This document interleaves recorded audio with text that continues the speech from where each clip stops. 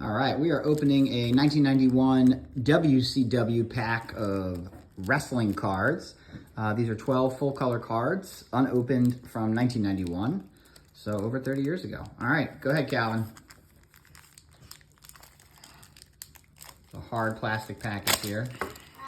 I'm gonna rip them out, go through. The first card we have is Ric Flair.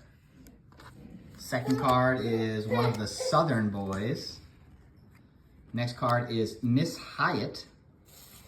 Arn Anderson, great arm bar there. Flying Brian. Doom the Legend. El Gigante. I think that's how you pronounce it. Beautiful picture on the back. Flying Brian with the hair.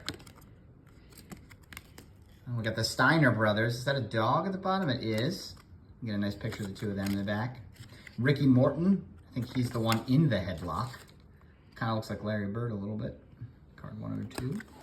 Sid Vicious with a hair pull. And Doom. Last one is Doom again. Great job. All in all, I'd say this is a good pack. Still doesn't top Sting. Card number 3 there. It's a great card. My son's favorite. All right, again, another great pack from the 90s. If anything, it's great for the photography.